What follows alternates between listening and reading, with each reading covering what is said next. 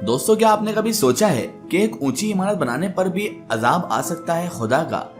जी हाँ, आज हम एक ऐसी ही वीडियो आपके लिए लेकर आए हैं। एक ऐसी इमारत जिसको बनाने पर आया खुदा का अजाब।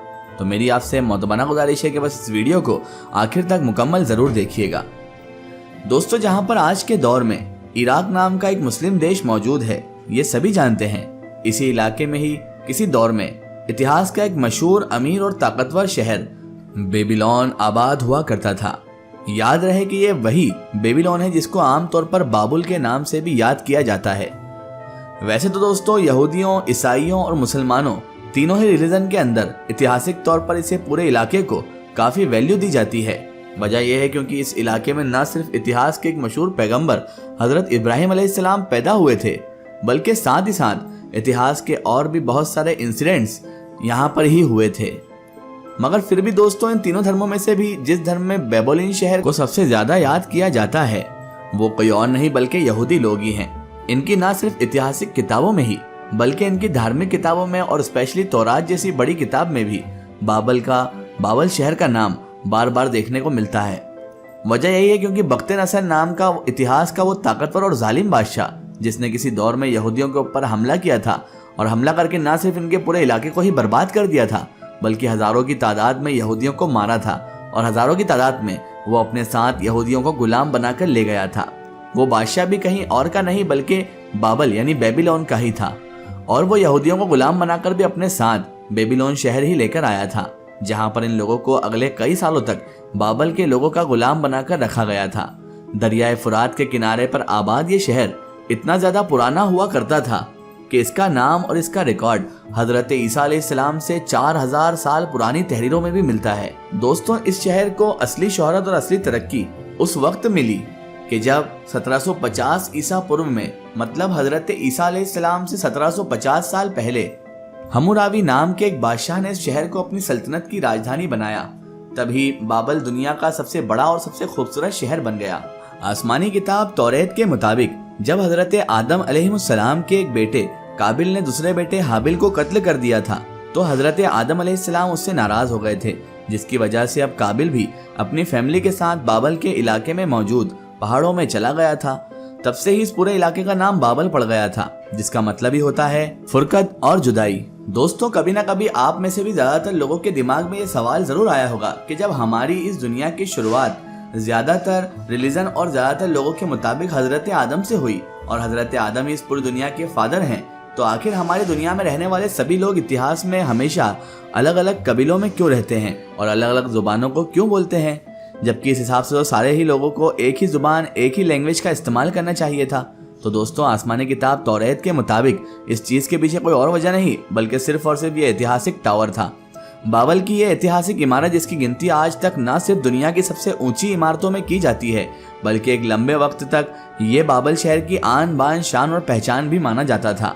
बाबल शहर के बिल्कुल सेंटर में मौजूद ये बिल्डिंग है जिसको बाबल का बोर्ड या फिर मीनारे बाबल भी कहा जाता है। ये उस दौर में बाबल की सबसे ऊंची और सबसे अजीबोगरीब इमारत हुआ करती थी।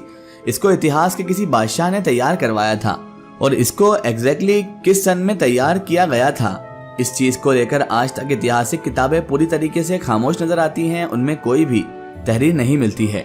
मगर हाँ, दुनिया के अलग अलग मजहबों की किताबों में और अलग अलग धर्मों की किताबों में इस मीनार से रिलेटेड काफी कुछ इन्फॉर्मेशन पाई जाती है, और ये सारी इन्फॉर्मेशन ही इस बात की तरफ इशारा करती हैं कि ये मीनार इंसान के गुरूर, घमंड और तकब्बुर की अलामत हुआ करता था और खुदाई का दावा करने के लिए बनाया गया था। दोस्तों, कदीम इल्हामी किताब तौरेत में तूफान नूह की बर्बादी के बाद बाबल शहर को नए सिरे से बसाए जाने की कहानी कुछ यूं बयान करती है। तूफान के बाद जब दुनिया बर्बाद हो गई थी तो तमाम इंसान एक ही कौम से ताल्लुक रखा करते थे।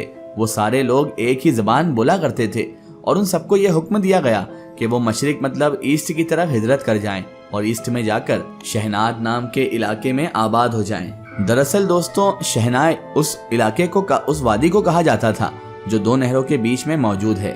एक्सपर्ट मानते हैं कि इन दो दरियाओं से मुराद इराक के वो दोनों दरिया थे जिनको आज के दौर में दरियाए दजला और दरियाए फरात के नाम से जाना जाता है। इन दोनों के बीच में ही इंसानों ने रहना शुरू किया और यहाँ पर खूब तरक्की की। एक आलीशान शहर भी आबाद किया गया ताकि अपनी जिंदगियों को आसान बनाया जा सके और फिर आगे जाकर इन्हीं लोगों की नस्ल में एक ऐसा इंसान और एक ऐसा बादशाह पैदा हुआ कि जिसके दिल में ये ख्याल आया कि क्यों ना वो ईंटों और मिट्टी के जरिए एक ऐसी आलीशान और ऊंची इमारत बनाए कि जिसकी मदद से वो जन्नत और आसमान तक पहुंच सके। फाइनली इस बादशाह ने खूब मालो दौलत और वक्त खर्च करने के बाद ये आलीशान मीनार तैयार भी करवाया, मगर जाहिर है मीनार और ये बिल्डिंग कितनी भी ऊंची हो आसमान तक तो नहीं पहुंच सकती थी। इसीलिए जो बादशाह था वो अपने मकसद में नाकामयाब रहा, मगर इस हरकत की वजह से खुदा की तरफ से इन लोगों के ऊपर अजाब आया कि इनको अलग अलग कबीलों में बांट दिया गया और ये लोग अब अलग अलग जबान भी बोलने लगे। तो रात के जिसको आज के दौर में यहूदी लोग अपनी सबसे पवित्र और मुकद्दस किताब मानते हैं, उसमें इस बादशाह का नाम तो मौजूद नहीं है, मगर हाँ बाकी कुछ अलग अलग किताबों में इस बादशाह को अलग अलग नाम से पुकारा गया है। मशहूर ऐतिहासिक किताब के जिसको तारीख तिबरी के नाम से जाना जाता है, उसके राइटर ने लिखा है कि यह बादशाह कोई और नहीं था बल्कि नमरूद था, जिसने आसमानों में खुदा की तलाश के लिए ऊंचा सा मीनार तैयार करवाया था। इंटरेस्टिंग बात तो यह है दोस्तों कि इस्लाम की सबसे मुकद्दस किताब कुरान के अंदर भी बिल्कुल इसी तरह की एक इमारत का जिक्र मौजूद है। सूरह कसस की एक आयत का तर्जुमा कुछ इस तरह से है, और फिरौन ने कहा कि सरदार मैं नहीं जानता कि मेरे सिवा तुम्हारा और कोई माबूद है, तो है हमान तू मेरे लिए गारा पगवा और फिर मेरे लिए एक बुलंद महल बनवा कि मैं मूसा के खुदा को ढूंढ सकूं। कुरान शरीफ की इस आयत को एक्सप्लेन करते हुए मुस्लिम स्कॉलर्स बताते हैं कि एक बार फिरौन ने अपने वजीर को यह हुक्म दिया था कि जितनी ज़्यादा मुमकिन हो उतनी ज़्यादा ऊंची मेरे लिए एक इमारत तैयार करवाई जाए। फिरौन के हुक्म पर उसके वजीरों ने ऊंची इमारत तैयार करवाई और ये इतनी ज़्यादा ऊंची इमारत थी कि इससे पहले इतनी ज़्यादा ऊंची इमारत दुनिया में शायद कभी भी तैयार नहीं की गई थी। जो भी देखता था वो देखकर हैरान हो जाता था। उसके बाद फिरौन उस ऊंची इमारत के सबसे ऊपर पहुंचा और फिर उसने आसमान पर तीर फेंकने का हुक्म दिया। फिरौन के हुक्म पर आसमान की तरफ तीर फेंके गए और जब वह तीर आसमान की तरफ से वापस लौट कर आया तो वो खून में सने हुए थे। इस पर फिरौन बहुत खुश हुआ और उसने कहा कि वो लो मैंने मूसा के खुदा को ही कत्ल कर डाला, नाउजुबिल्लाह। दोस्तों कुरान में जिक्र होने वाली इमारत और बाबल के इस मीनार की लोकेशन भले ही अलग अलग हो, मगर इन दोनों की इमारतों के पीछे ही कहानी लगभग एक सी है। दोनों इमारतें इंसान के गुरूर और तकब्बुर और खुदाई के दावे करने की अलामत थी। अलग अलग ऐतिहासिक किताबों से पता चलता है कि बाबल का यह अजीमुशान मीनार बादशाह बख्त नसर के दौर में भी हुआ करता था। याद रहे कि यह वही बादशाह है जिसका जिक्र हमने शुरू में ही इस वीडियो में किया था कि जिसने न सिर्फ यहूदियों को बुरी तरह से बर्बाद किया था बल्कि पहली बार उनके फर्स्ट टेम्पल यानी कि हैकल सुलेमानी को भी तबाह कर दिया था। बात करें अगर मॉडर्न दौर की तो सबसे पहले एक यूरोपियन एक्सपर्ट्स ने सन 1914 में इस आलीशान और ऐतिहासिक मीनार की बुनियादों को खोजा था और तब से ही लगातार इस मीनार से रिलेटेड एक से बढ़कर एक राज खुलते चले आ रहे हैं। बहरहाल दोस्तों आपकी इस बारे में क्या राय है कमेंट सेक्शन में जरूर बताएं। आज की हमारी वीडियो में बस इतना ही। अगर ये वीडियो आपको पसंद आई है तो इसे ज्यादा से ज्यादा शेयर कीजिए, इसे अपने फ्रेंड सर्कल अपने रिश्तेदारों तक जरूर पहुंचाएं। इसी तरह की इन्फॉर्मेटिव हिस्टोरिकल वीडियो के लिए हमारे चैनल को सब्सक्राइब कीजिए और पास में दिए गए घंटी के आइकन को जरूर दबाएं ताकि हमारी आने वाली हर नई वीडियो की नोटिफिकेशन आप तक पहुंचती रहे।